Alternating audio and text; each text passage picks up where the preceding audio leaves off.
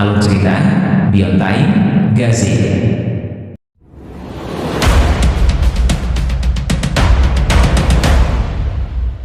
Chapter 41. Suking berlari cepat di tengah hutan belantara selama 2 hari. Orang biasa yang berusaha bertahan selama itu akan cepat kelelahan. Namun dengan kekuatan pemulihan Suking, itu bukanlah sesuatu yang perlu dikhawatirkannya. Malah, ia merasa lentur dan hangat. Tidak butuh waktu lama baginya untuk menyadari bahwa ada orang yang mencarinya. Mereka mengenakan jubah yang sama dengan yang dikenakan pemilik camp dan kultivator sekte prajurit Fajra Emas lainnya. Dengan berhati-hati, ia dapat menghindari mereka. Sekitar sehari dari Antlerville, ia tiba di percabangan jalan. Jika ia ke kiri, ia akan sampai di kota tempat ia tinggal selama 6 tahun. Tentu saja, kota itu sekarang menjadi daerah terlarang, yang diselimuti kegelapan yang terlihat bahkan dari jarak yang sangat jauh. Jika ia memilih jalan yang mengarah ke kanan, ia akan menuju ke Antlerville. Berdiri di sana, Suking memandang ke arah daerah terlarang selama beberapa saat. Kemudian dia berbalik menuju Antlerville. Namun, sebelum dia bisa mulai bergerak, ekspresinya berubah, dan dia bersembunyi di semak-semak di sisi jalan. Dengan mata menyipit, dia menatap ke langit. Di atas sana, seberkas cahaya keemasan melesat lewat. Dari jarak ini, yang bisa dilihatnya hanyalah cahaya keemasan yang terang. Dia tidak bisa melihat sosok di dalamnya. Namun, fluktuasi kekuatan roh lebih kuat daripada pemilik camp. Suking terkejut. Tekanan ini melampaui pemilik camp. Kemudian berkas cahaya itu menghilang di kejauhan, dan Suking menarik napas dalam-dalam. Namun, matanya berkedip karena ragu-ragu. Selama 2 hari terakhir, ia telah bertemu dengan 3 kelompok kultivator dari sekte prajurit Fajra Emas. Ia telah menghindari semuanya, namun, tidak ada yang tampak mengancam baginya. Jika aku terus lewat jalan ini, aku akan sampai di Antlerville. Di satu sisi, tidak ada yang tahu dia memiliki medali identitas itu, jadi tidak ada yang bisa menggunakan informasi itu untuk menebak bahwa dia ingin pergi ke Antlerville. Namun dia punya keuntungan lain, mengingat dia tidak perlu khawatir tentang mutagen di wilayah terlarang. Dia bisa tinggal di wilayah terlarang untuk jangka waktu lama tanpa masalah. Menuju Antlerville akan memiliki keuntungan selama dia bergerak cukup cepat sehingga Golden Fajra Warrior Sect tidak menyadari apa yang sedang terjadi. Jika dia bisa mencapainya tepat waktu, dia bisa berteleportasi sebelum mereka tahu apa yang sedang terjadi. Namun kerugiannya adalah jika mereka melihatnya di jalan, mereka akan menyadari kemana dia pergi, dan kemudian dia akan berada dalam masalah besar. Keuntungan pergi ke wilayah terlarang adalah dia bisa mengulur waktu. Begitu sekte prajurit Fajra Emas mulai lelah, maka ia akan memiliki keuntungan tambahan, dan akan memiliki peluang yang jauh lebih baik untuk mencapai Antlerville dengan selamat. Sementara itu, jika ia menghadapi bahaya, ia akan selalu dapat mundur lebih jauh ke wilayah terlarang. 2 pilihan untuk dipilih. Saat ia menimbang untung dan ruginya, seberkas cahaya keemasan tiba-tiba muncul lagi di langit, bergerak dengan kecepatan luar biasa. Melihat itu, Suking mengerutkan kening. Tetap tidak bergerak di tempat persembunyiannya, dia memperhatikan cahaya itu semakin dekat.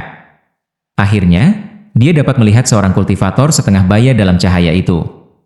Dia memiliki jimat kertas di kaki kanannya, yang memancarkan fluktuasi kekuatan roh yang tampaknya memungkinkan pria itu terbang. Di depannya ada jimat kertas lain, yang merupakan sumber cahaya keemasan.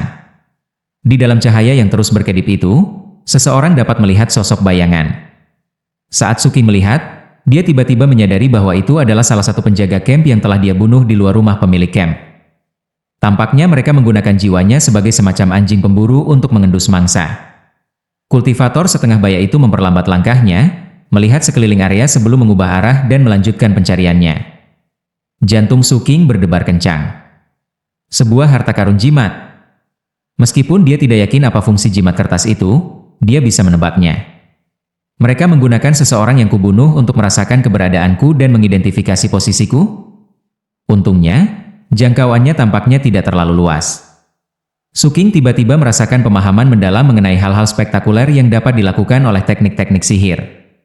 Setelah menghabiskan waktu singkat untuk mempertimbangkan kelebihan dan kekurangannya, ia pun membuat keputusan. Aku tidak bisa terus pergi ke Antlerville. Itu akan memakan waktu seharian, dan kemungkinan aku ketahuan selama waktu itu terlalu besar. Dan jika mereka menemukanku, aku tidak akan punya tempat untuk bersembunyi. Sambil berbalik, ia melesat ke arah wilayah terlarang. Rencananya saat ini adalah bersembunyi di sana untuk sementara waktu sambil memutuskan apa yang harus dilakukan selanjutnya. Ia baru bergerak selama waktu yang dibutuhkan untuk membakar dupa ketika cahaya keemasan muncul di langit lagi, kali ini di belakangnya. Ia segera menemukan tempat persembunyian, lalu menoleh ke belakang. Cahaya keemasan itu tampaknya mengunci posisinya, dan melaju kencang. Lebih buruk lagi, ada aliran cahaya pedang yang melesat di depan dengan kecepatan yang lebih tinggi. Ekspresi Suking berkedip sedikit, lalu dia keluar dari persembunyian dan mulai bergerak dengan kecepatan tinggi. Saat dia mulai bergerak, suara gemuruh bergema dan cahaya pedang menghantam tempat dia bersembunyi, menyebabkan tanah meledak ke segala arah. Sementara itu, cahaya keemasan terus mendekat. Lalu dia mendengar suara dengusan dingin. Dasar pelacur kecil. Akhirnya aku menemukanmu. Jadi disinilah kau bersembunyi. Cahaya keemasan itu semakin dekat, dan di dalamnya, pria parubaya itu terlihat semakin jelas. Dia memiliki rahang persegi dan mengenakan jubah emas panjang. Dia tampak biasa saja baik dari segi tinggi maupun fitur wajah, tetapi memiliki alis yang menonjol. Di balik alis itu, matanya berkilauan dengan niat membunuh yang menyeramkan saat dia melihat ke arah Suking. Tepat saat dia melakukannya, Suking tiba-tiba menghentakkan kaki kanannya ke bawah dan melompat langsung ke udara ke arah pria itu. Kultivator itu mencibir. Saat pertama kali dia lewat tadi, jimat pencari itu bereaksi aneh, dan karenanya, dia kembali untuk melihat lebih dekat. Sekarang, tepat saat dia mengunci targetnya, Suking melompat ke arahnya. Tepat saat Suking mencapai ketinggian maksimum yang dimungkinkan oleh momentumnya, dan tepat sebelum ia mulai terjatuh kembali, kultivator parubaya itu mengulurkan tangan kanannya. Badai muncul di sekelilingnya, dan dia melambaikan jarinya. Seketika, badai itu pun turun, mengelilingi Suking dengan angin kencang. Terdengar suara ledakan saat dia menghantam tanah. Kemudian dia mulai berlari menuju wilayah terlarang. Kultivator itu berusaha mengejar, tetapi kemudian cahaya berkilauan melesat dari Suking, berubah menjadi belati. Mata kultivator itu menyipit saat dia berputar untuk menghindarinya. Tidak berguna, teriaknya. Suking mendongak tetapi tidak mengatakan apapun sebagai tanggapan. Dia hanya mendorong maju dengan kecepatan yang lebih tinggi. Dia sudah bisa tahu bahwa dia bukan tandingan orang ini. Mungkin jika pria itu tidak bisa terbang, maka dia bisa mengandalkan kekuatan regenerasinya untuk membuatnya tetap bertahan meski mengalami cedera serius dan akhirnya membunuhnya. Namun selama musuh bisa terbang, Suking tidak bisa berbuat banyak. Ketika satu orang berada di udara, dan yang lainnya terjebak di tanah, yang terakhir berada pada posisi yang sangat tidak menguntungkan. Saat Suking maju dengan kecepatan penuh, kultivator berjubah emas itu mengeluarkan slip transmisi yang dimilikinya untuk menghubungi leluhurnya. Pada saat yang sama, ia mengejar Suking, melakukan gerakan mantra untuk melepaskan sinar cahaya ajaib. Sebagai seorang tetua agung di tingkat ke-9 kondensasi Ki, ia memiliki kekuatan roh yang melimpah dan banyak teknik magis untuk digunakan. Dari kejauhan, terlihat banyak bilah angin dan bola api menghantam tanah. Bahkan ketika Suking berhasil menghindari serangan, ia masih akan terkena gelombang kejut dan puing-puing. Darah sudah mengalir keluar dari sudut mulutnya. Sambil tertawa dingin, sang kultivator berkata, sang patriark terlalu berhati-hati.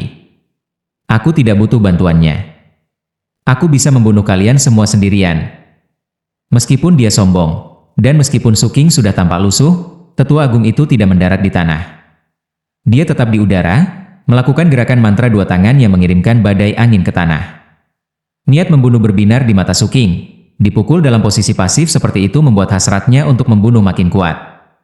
Namun, dia juga tahu bahwa meskipun saat ini dia hanya berhadapan dengan satu orang, musuh pasti bisa menghubungi sektenya untuk meminta bantuan.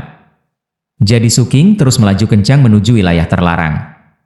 Jika lebih banyak orang dari sekte prajurit Fajra Emas muncul, terutama kepala suku yang baru saja disebutkan pria itu, Suking tahu dia akan berada dalam bahaya besar. Karena lelaki itu tetap berada tinggi di udara, Suking tidak dapat melakukan serangan balik. Dia juga tidak mempunyai cara untuk memikat lelaki itu agar turun. Orang ini terlalu berhati-hati. Aku tidak bisa terus menunggu. Cahaya ungu berkelebat di mata Suking saat badai turun. Saat angin menghantamnya, sebuah pedang berwarna ungu tiba-tiba muncul di atas kepalanya. Suking batuk darah saat angin melukainya, tetapi pada saat yang sama, ia menjatuhkan lengannya. Pedang surgawi itu muncul sekali lagi, menebas ke bawah. Sang kultivator di udara tiba-tiba merasakan sensasi krisis mematikan yang hebat, dan wajahnya berubah. Sambil mundur, ia memanfaatkan semua kekuatan jimat terbang untuk memperoleh ketinggian. Tepat saat ia melakukannya, gemuruh yang mengejutkan bergema saat bayangan pedang menebas udara tepat di bawahnya. Jika dia bereaksi terlalu lambat, atau jika dia terbang lebih rendah, maka dia tahu dia akan teriris oleh serangan itu. Dia telah menghindari kematian, tetapi tidak keluar tanpa cedera. Kaki kirinya terkena, mengiris luka besar dan berdarah di dalamnya. Rasa sakit yang hebat menjalar ke seluruh tubuhnya, menyebabkan niat membunuhnya meningkat tajam. Pada saat yang sama, kewaspadaannya meningkat. Tidak diragukan lagi, tanpa jimat terbangnya, pedang yang mengejutkan itu akan langsung mengenainya, dan bahkan jika tidak membunuhnya, itu pasti akan melukainya dengan serius. Sang Patriark benar. Anak itu bertarung dengan cara yang kotor. Di tanah, Su Qing menyeka darah dari mulutnya dan menatap dingin ke arah musuhnya dan kaki kirinya yang terluka. Ia berharap telah melakukan sesuatu yang sedikit berbeda yang mengakibatkan pria itu mati, tetapi tidak ada waktu untuk memikirkannya sekarang. Sambil berbalik, ia berlari cepat menuju wilayah terlarang. Sambil menggertakkan giginya menahan rasa sakit, tetua agung itu membalut lukanya dan menatap Su Qing, niat membunuhnya membara. Kemudian dia ragu sejenak sebelum memutuskan untuk tidak mengejar. Sebaliknya, dia terbang lebih tinggi untuk mendapatkan ketinggian, lalu melancarkan beberapa serangan sihir untuk mencoba mengganggu kemajuan Su Qing. Dia tidak akan mengambil tindakan secara pribadi saat ini. Hidupnya jauh lebih penting baginya daripada menyelesaikan tugas untuk sekte tersebut. Dan jika Su Qing bersikeras memasuki wilayah terlarang, dia tidak akan menghentikannya. Begitu sang patriark muncul, anak laki-laki itu sudah mati. Karena dia tidak mau terlalu dekat, teknik sihirnya tidak menimbulkan banyak masalah bagi Su Qing. Terlebih lagi, Su Qing sudah pulih. Saat dia bergerak, dia menambah kecepatan. Tak lama kemudian, dia melesat ke wilayah terlarang. Di luar, sang kultivator melayang di udara sambil mencoba memutuskan apakah ia harus ikut masuk. Sebelum ia sempat melakukannya, sesuatu seperti gemuruh guntur mencapai telinganya dari belakang, dan ia menoleh ke belakang untuk melihat dua orang mendekat. Di depan ada seorang pria berjubah merah, dan rambut putihnya berkibar-kibar di sekelilingnya, membuatnya tampak mengancam tanpa terlihat marah. Di udara di belakangnya ada bayangan hantu prajurit Vajra Emas yang mengelilingi pria itu dengan angin kencang. Sosok itu tidak lain adalah prajurit Vajra Emas Patriark. Di belakangnya ada tetua agung lainnya. Bala bantuan telah tiba. Chapter 42. Su Qing, yang baru saja melangkah ke wilayah terlarang, menoleh ke belakang dan melihat apa yang terjadi. Pupil matanya mengerut karena sensasi krisis mematikan yang hebat memenuhi dirinya. Dia bahkan mulai gemetar secara fisik. Tentu saja, itu semua karena lelaki tua jangkung dan kekar berjubah merah. Pendirian yayasan. Itulah hal utama yang dipikirkan Su Qing. Tekanan luar biasa yang dirasakannya membuatnya gemetar bahkan dari jarak yang sangat jauh. Sungguh mencengangkan. Identitas pria ini sudah jelas. Dia adalah patriark sekte prajurit Vajra Emas. Bayangan prajurit Vajra Emas di belakangnya sangat menarik. Sosok itu seperti prajurit surgawi yang membuat mata Su Qing perih saat melihatnya. Sosok itu mengingatkannya pada hari-harinya di daerah kumuh saat dia melihat para kultivator kondensasi Qi dari kejauhan. Namun, sensasinya jauh melampaui itu. Terlebih lagi, saat melihat sang patriark, dia merasa seolah-olah lelaki itu telah mengunci posisinya. Bahkan setelah memejamkan mata, gambaran lelaki itu seakan terpatri dalam benaknya. Lebih buruk lagi, gambaran itu membawa rasa sakit, menyebabkan Su Qing merasa kepalanya sakit. Dalam beberapa hal, ini berkorelasi dengan serangan mental. Konon, karena pengalaman Su Qing berjuang mengendalikan bayangannya, ia terbiasa dengan sensasi seperti itu. Lebih jauh lagi, setelah berlatih serangan pedang dari patung seperti dewa, ia telah menjadi tangguh secara mental. Jadi rasa sakitnya tidak terlalu berat untuk dihadapi. Memalingkan muka dari sang patriark, ia mulai menambah kecepatan. Saat ia berlari melewati daerah terlarang, ia menarik segenggam bolus hitamnya dan melemparkannya ke belakangnya. Saat menyentuh tanah, mereka meledak. Begitu permukaan luar yang terbentuk dari getah semanggi berdaun tujuh menghilang, bagian dalam bubuk obat hitam menyebar, lalu berubah menjadi pusaran yang menarik mutagen di sekitarnya. Karena ia telah melemparkan sekitar selusin pil, itu tampak seperti gelombang besar mutagen yang mengalir dari segala arah ke titik pertemuan. Tetua agung yang hendak menyerbu ke wilayah terlarang tiba-tiba berhenti dan mengerutkan kening. Tidak yakin apa yang terjadi, dia tidak berani melanjutkan. Meskipun bolus hitam itu adalah hasil percobaan Suking yang gagal untuk membuat bolus putih, ia enggan menyia-nyiakannya. Namun, di tengah situasi yang memanas ini, tampaknya itu adalah hal yang tepat untuk dilakukan. Saat Suking melarikan diri, mutagen di belakangnya berubah menjadi badai yang dahsyat. Suara gemuruh memenuhi area tersebut, hingga sorotan cahaya yang jauh semakin dekat. Saat mencapai tepi daerah terlarang, mata patriar prajurit Vajra Emas berkedip dengan niat membunuh, dan alih-alih berhenti untuk melihat sekeliling, dia malah langsung menyerbu masuk. Kedua tetua agung itu menggertakkan gigi dan mengikuti. Mereka melesat menembus kumpulan mutagen, tetapi ketika mereka keluar dari sisi lain, yang menanti mereka adalah awan besar gas beracun. "Patriark," teriak tetua agung dengan kaki terluka, anak nakal kecil ini bertarung dengan cara yang kotor. Prajurit Vajra Emas Patriark mendengus dingin, lalu mengembuskan napas tajam, menciptakan hembusan angin yang menyebar dan menghilangkan gas beracun. Pada saat yang sama, ia meraih kedua tetua agung, lalu melanjutkan mengejar Suking yang melarikan diri. Hari sudah sore, dan kegelapan mulai mendekat. Segalanya menjadi dingin, dan mutagennya kuat. Prajurit Vajra Emas Patriark tidak akan memiliki masalah untuk terus terbang, tetapi para tetua agung tidak memiliki kemewahan itu. Itu terutama berlaku bagi yang terluka. Karena itu, prajurit Vajra Emas Patriark berkata dengan dingin, "Kalian berdua kejar. Aku akan menangkap anak itu." Sambil memanfaatkan basis kultivasinya, sang patriark mendongakkan kepalanya dan meraung. Pada saat yang sama, prajurit Vajra Emas di belakangnya mulai tumbuh lebih tinggi, hingga tingginya mencapai 90 meter. Kemudian raksasa itu mulai berlari ke depan. Setiap langkahnya membawa jarak yang sama dengan tingginya, dan berdiri di atas kepalanya adalah sang patriark. Seseorang yang tidak dapat memanfaatkan kekuatan roh tidak akan mampu melihat prajurit Vajra Emas, jadi dari kejauhan nampak seperti sang patriark melayang di udara. Sang patriark sangat perkasa.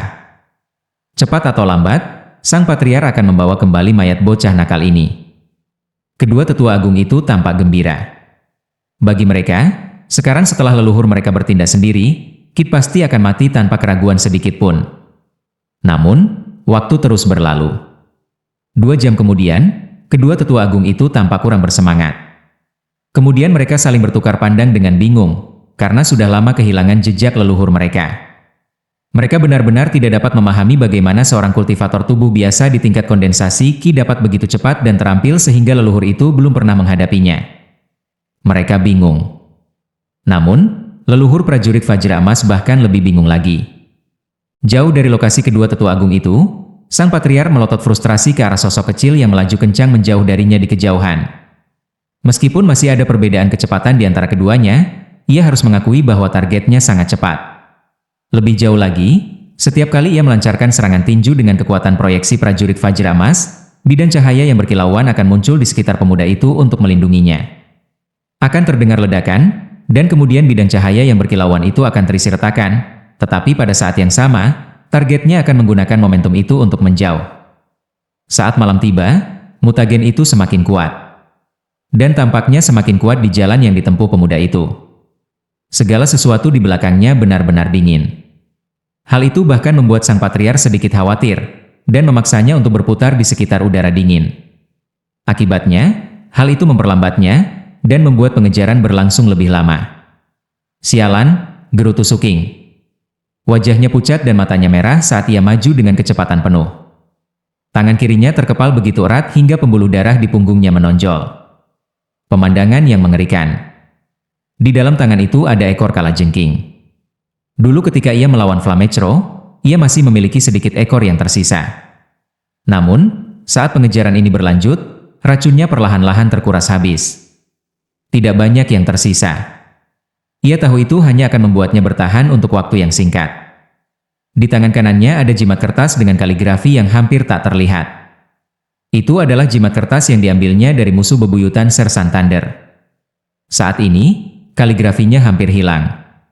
Namun, berkat kecepatan luar biasa yang dipertahankannya, dia telah melihat reruntuhan kota yang dikenalnya di kejauhan.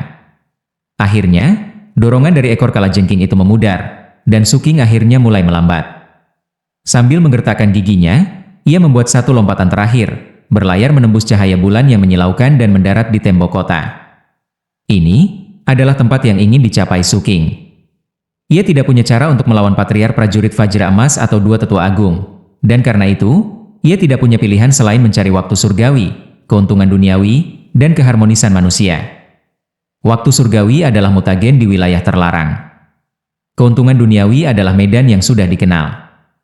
Dan keharmonisan manusia adalah hantu-hantu di kota dan binatang-binatang mutan di istana hakim kota. Dengan memanfaatkan keunggulan ini, ia berharap bisa keluar dari situasi sulit yang dialaminya. Begitu berada di reruntuhan, kecepatannya melambat secara signifikan. Kemudian ia mendengar suara gemuruh di belakangnya, lalu sebuah tinju besar menembus udara dan menghantamnya. Penghalang pertahanan yang disediakan oleh jimat kertas itu hancur. Darah menyembur keluar dari mulut Su Qing saat ia terjatuh ke depan. Organ-organ dalamnya bergetar karena mengalami kerusakan serius. Rasa sakit itu menyebabkan penglihatannya kabur, tetapi ia menggertakkan giginya dan berlari dengan panik melewati jalan-jalan yang sudah dikenalnya. Beberapa saat kemudian, ia menghilang ke dalam reruntuhan. Tidak lama kemudian, prajurit Vajra Emas leluhur berjubah merah muncul di tempat kejadian. Ekspresinya dingin saat dia memutar tangan kanannya untuk mengendurkan pergelangan tangannya. Pukulan yang baru saja dia luncurkan dari jarak jauh telah diblokir oleh harta karun jimat. Namun, dia tahu bahwa tidak semua kekuatan telah ditolak. Dan dia yakin bahwa seorang kultivator kondensasi Qi yang terkena pukulan itu akan mati atau terluka parah. Sang patriark melesat ke dalam kota. Namun, saat ia berada di dalam, wajahnya menunduk karena telinganya menangkap suara tangisan. Kemudian, aura dingin dan menyeramkan keluar dari jalan tempat Su Qing menghilang. Pada malam yang gelap ini, di bawah sinar bulan yang menyeramkan dan dingin yang menusuk, seorang wanita muncul di ujung jalan. Mengingat seberapa jauh dia berada, dia tampak kecil. Namun saat dia berjalan maju, dia tumbuh semakin besar, hingga dia lebih tinggi dari gedung-gedung di sekitarnya. Segera, dia setinggi 30 meter. Dia mengenakan gaun putih, memiliki rambut hitam panjang, dan tidak memiliki fitur wajah. Wajahnya benar-benar kosong, seolah-olah tidak ada. Namun, pakaian panjangnya memiliki wajah manusia yang tak terhitung jumlahnya di atasnya. Semuanya menangis. Suara tangisan bercampur menjadi suara sedih yang bergema di daerah itu. Dikelilingi oleh suara itu, wanita tanpa wajah berpakaian putih perlahan berjalan menuju patriark prajurit Vajra Emas. Saat dia mendekat, tangisannya makin keras. Patriarch Golden Vajra Warrior menarik napas dalam-dalam. Meskipun dia sangat gagah berani, jantungnya berdebar kencang. Dia tahu siapa wanita ini, dan saat kesadaran itu muncul, dia merasakan rasa hormat yang semakin besar. Tanpa ragu sedikit pun, dia berbalik dan melarikan diri. Dia tidak meneruskan pengejarannya terhadap Su Qing, melainkan memilih jalan lain untuk masuk lebih jauh ke dalam kota. Bocah ini berada di level Qi Kondensation. Dia tidak punya banyak peluang untuk selamat dari bahaya di sini. Tapi aku tidak akan tenang sampai aku bisa memastikan dia sudah mati. Mata sang patriark bersinar dengan niat membunuh. Berdasarkan pengalaman masa lalunya, dia tahu bahwa Kid adalah seseorang yang, jika dia tidak membunuhnya sekarang, akan kembali bertahun-tahun kemudian dan menamparnya sampai mati. Dengan sangat hati-hati, Patriarch Golden Vajra Warrior melangkah lebih jauh ke dalam reruntuhan kota. Ada dua pilihan, menemukan targetnya dalam keadaan hidup, atau menemukan mayatnya. Sementara itu, Su Qing kembali ke gua kecilnya yang dulu pernah ia gunakan sebagai tempat persembunyian. Duduk bersila di sana, ia bernapas dengan keras hingga batuknya mengeluarkan darah. Baru kemudian wajahnya kembali merona. Sambil menyeka darah dari mulutnya, dia menatap tajam keluar melalui celah. Kemudian dia menggertakkan giginya dan mulai melakukan latihan pernapasan dengan mantra laut dan gunung. Berkat semua upaya melarikan diri, segera setelah dia pulih, dia mendapati dirinya berada di titik terobosan dengan basis kultivasinya. Aku akan mencapai level ke-7 dari mantra laut dan gunung. Tanpa ragu, dia mencoba menerobos. Pada level ke-6, ia dapat memproyeksikan bayangan hantu. Pada saat itu, ia mampu membunuh pemilik camp yang berada di level ke-8 kondensasi Qi. Namun, seseorang di level ke-9 akan jauh lebih sulit untuk dihadapi. Karena itu, ia ingin melihat kecakapan bertarung apa yang dapat ia capai di level ke-7. Mantra laut dan gunungku sungguh luar biasa berkat berkah kristal ungu. Mengambil napas dalam-dalam, ia menahan rasa sakit di dadanya dan melanjutkan latihan pernapasannya. Lanjut di video chapter berikutnya. Terima kasih.